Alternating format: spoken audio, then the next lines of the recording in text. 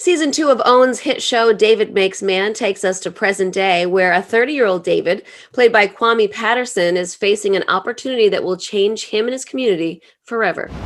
David, we have all changed. Hey, man! Everything all right, officer? Yeah, it's cool. It's my brother. And my brother's not the same day you remember. Watch your back. You got a chance here to see that the world has changed. You can't go back. You can't ever do it over. And Kwame is here with us now. Kwame, good to see you. How are you? I'm doing great. How you doing? I'm doing so good. So listen, last season we saw David as this 14-year-old boy, and tell us where we're picking up with season 2, because he's not 14 anymore. It's like 20 years later.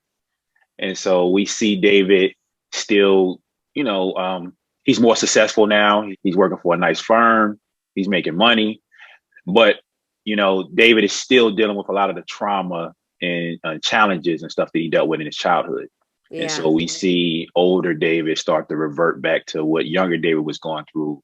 And we start to see things start to spiral out of control as we follow him throughout the season. So Akili, who played the 14-year-old David in the first season, is also going to be in the second season. So how are we going to see those storylines play out? My character dreams a lot. So there's the flashbacks. And then we have where he's like my subconscious. So I'm talking to him, but you can't see him. Yeah. So, I might be sitting somewhere talking to myself and people are looking at me like a crazy person because, nobody can see him sitting there. And I'm like, so it's that kind of thing. The show won a Critics' Choice Award. It won a Peabody Award for season 1. What do you think it is about this show that makes it, unique in the TV landscape right now? I think it's Terrell. Terrell's a really amazing writer and creator. And, you saw what he did with Moonlight, and so he took that and brought it to the TV screen. Yeah, you feel Moonlight when you're watching this. Exactly. And no one else has really done that. And I think that's his niche. Like, I feel like that's something unique to him. And it premiered and had a talk last week at the Tribeca Festival as part of their Juneteenth programming, where it was totally sold out. So what message do you think the world is getting to see through the eyes of David? I think they're getting to see that, for one, that, it's okay to struggle, as a man, we struggle with, expressing ourselves and our vulnerability, and therapy is a great solution. It's a real solution, I hope that more people that are watching this will take from that and take more interest in therapy and not just look at therapy like, nah, I don't want to do it. I think that, you're right. Men in general tend to just keep things bottled up inside. Yeah. And if they can see this man, kind of come to terms with things, then, Yeah, it might inspire someone else. Yeah. Might inspire somebody else. Yeah. Well, I have to say that your story to Hollywood could be a movie line, a movie on its own. I mean, so back in let's break it down. Back in the early 2000s, you were working for Verizon and you did this one-day job on The Wire, which turned into a regular gig. Was that one-day gig on The Wire just like a fluke thing, or did you always want to be an actor?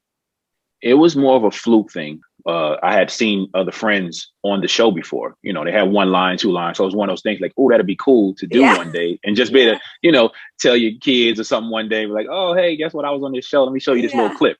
I think I went in there and I did my one day and I thought that was the end of it. And got a phone call 2 weeks later. It was like, how'd you like to be a regular character on the show? And ended up being on there for 2 seasons 4 and 5. And then I moved to LA and took my first acting class. Like, I had never taken acting class after before, you got the job, right? After, yep. So you also guest starred on Snowfall this season as well. Can you tell us about it? That was a blessed opportunity as well. And that opportunity came about because I had auditioned for the show numerous times over the years.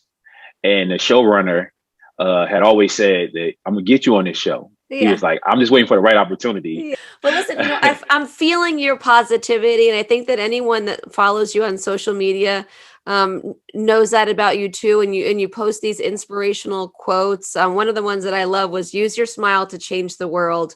Don't let the world change your smile. Where do you get all this positivity from? I'm going to say about 10 years ago, I was having a talk with my friend, a couple friends of mine, and we were just talking about just letting all the negative energy go and always just being positive. So it's just a part of me, and I can find a positive in anything. Like I no longer let like any type of negative energy take over me anymore. So yeah, because it can be really toxic, negative definitely. energy. And so it's Yeah, important to get the people out of your life that are negative energy too. definitely. So Yeah. congrats on everything that's going on with you. You can Thank you so catch David much. Makes Man Tuesdays at 9 p.m. on the Oprah Winfrey Network. Kwame, thank you so much for taking the time today. Thank you so much for having me.